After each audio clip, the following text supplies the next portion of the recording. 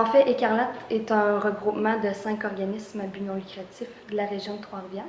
Ces organismes-là ont une particularité commune, donc ils offrent des ateliers de création artistique à des gens vivant une problématique, soit une déficience intellectuelle ou une problématique en santé mentale.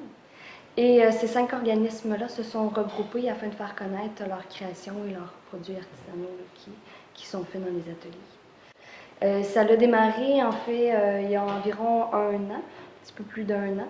Donc, les 5 organismes se faisaient souvent dire c'est beau ce que vous faites, on aimerait ça vous connaître, on aimerait ça pouvoir acheter les créations, mais il n'y avait rien qui était développé pour l'externe. Donc, les organismes ont décidé de se regrouper afin de pouvoir les offrir. Ben, j'étais malade. Ici, c'est une place pour les gens comme moi. Moi, je suis bipolaire. J'avais cette problématique-là, puis j'ai été amenée à partir de Louisville, parce que finalement, c'est quand j'ai été hospitalisée en psychiatrie qu'ils m'ont nommé un organisme qui s'appelle le CIC. C'est un organisme qui m'a aidé à m'emmener, qui m'a parlé premièrement d'ici, du site, que je ne savais pas que ça existait, je ne savais même pas qu'il y en avait un site à Louisville. Puis ils m'ont amené ici, puis j'ai débuté là, comme ça. J'ai tellement aimé ça que je suis restée. Les organismes voyaient que, comme tout être humain, en fait, les gens qui ont une problématique ont aussi un besoin de se réaliser. Donc, c'est pas en les laissant à la maison puis en disant, bon, ben, on va te donner de l'argent pour tes besoins primaires que la personne va vraiment pouvoir se réaliser.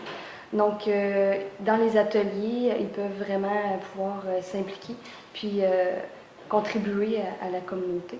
Donc, c'est des gens qui ne peuvent pas nécessairement être dans des milieux de travail conventionnels, mais qui peuvent s'impliquer dans la société d'une autre façon. J'appelle ça un oasis, dans un monde à peu près de fou, comme on peut dire. On arrive ici, les gens nous disent « tu fais ça à ton rythme », même si au début, moi, je disais « non, calme-toi, fais ça à ton rythme ».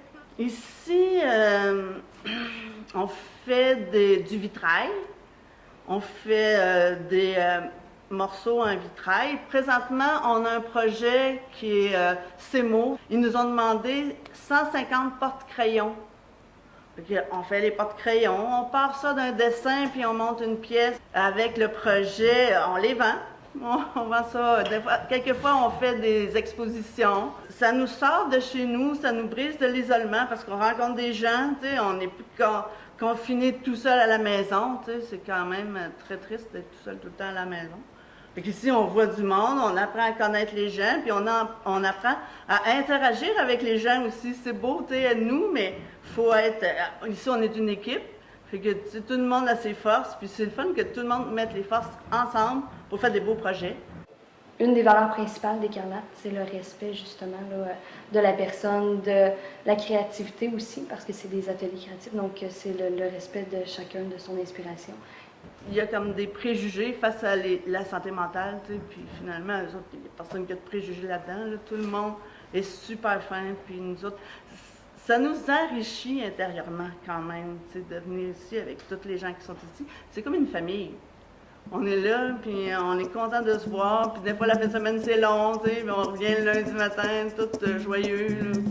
Moi, j'en reviens pas.